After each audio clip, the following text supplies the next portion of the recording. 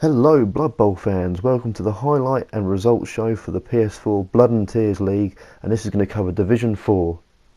With the pre-season friendlies over, the new season for the league was kicked off by a match-up between the Norse team OFMC versus the Dark Elves team Darkblade 34.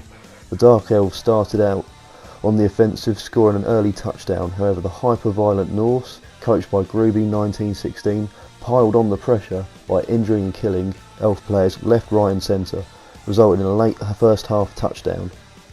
The Dark Elf coach, Kaz, still remained a threat. However, the numerical advantage of the Norse proved too much to overcome, and a second touchdown was inevitable, resulting in a 2-1 victory for the Norse team.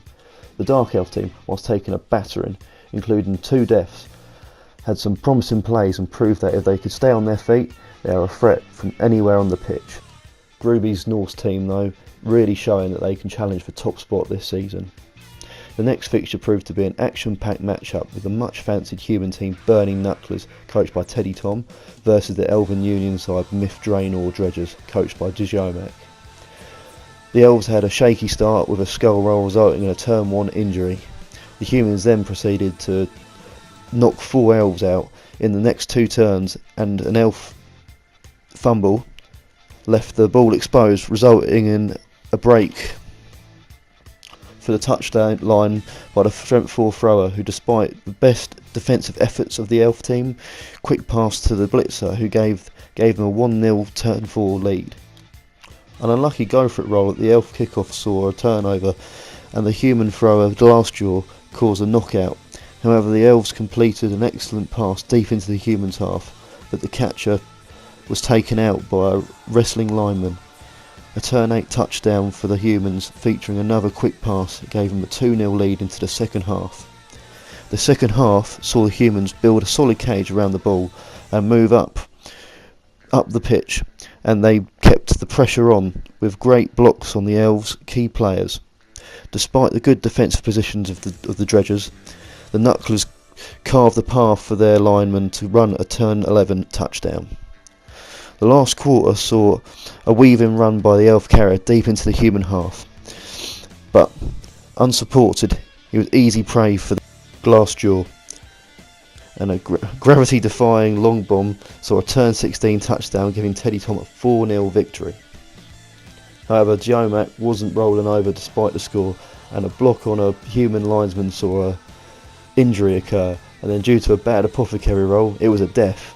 Overall, solid performance by the Burning Knucklers, who have laid the gauntlet down for the rest of the division. But the Dredgers showed that their handling skills are top notch and are a serious threat to any team.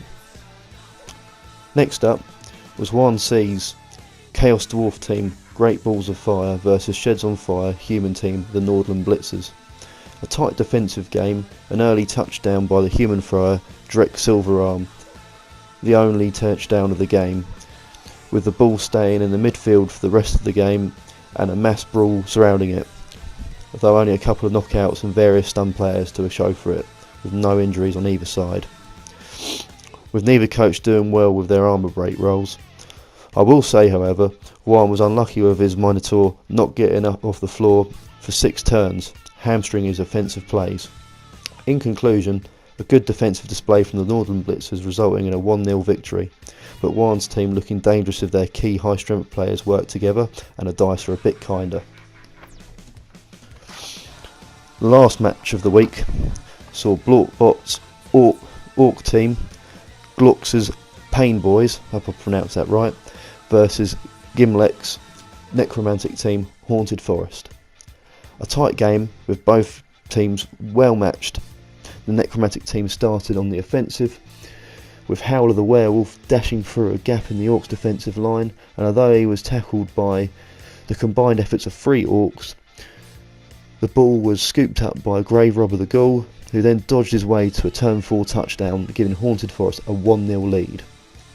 A gap in the Orcs' line, partly due to a failed stupidity roll on the troll, saw the Orc team on the back foot, with the thrower dispossessed early on in the drive, and the ball was again picked up and carried forward by Howler the Werewolf. Tackled by T.Y. Le Orc, the Orc Blitzer, the ball was then fumbled by the thrower, meaning the ball stayed in the Orcs' own half by the end of the first half. The Orcs started well in the second half, moving a cage up the field, although an injury and a knockout saw 2 Black Orcs off the field, and the Orcs kept the momentum going, injuring the White and scoring a turn 14 touchdown, levelling the score at 1-1. With the scores level, despite Borkbot's best efforts to stall for a draw, Gimleck's team still had time to score, opening up a gap on the Orcs' left flank. However, the Payne boys threatened a last turn touchdown, but it wasn't to be, with the blitzer going down to a well placed tackle. Then, on the last turn, a well executed play, possibly the player of the week, saw a touchdown for Haunted Forest, sealing a 2-1 victory.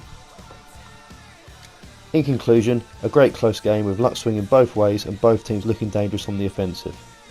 So at the end of the first round of fixtures, here are the standings. The Burning Knucklers top of the table with OFMC in second, followed closely by Haunted Forest and the Northern Blitzers in third and fourth respectively. Darkblade 34 position in fifth, the Payne Boys 6th, Great Balls of Fire in 7th, and propping up the league in 8th place at the moment is Myth Draenor Dredgers.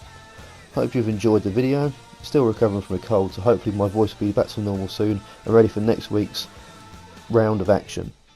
Stay tuned.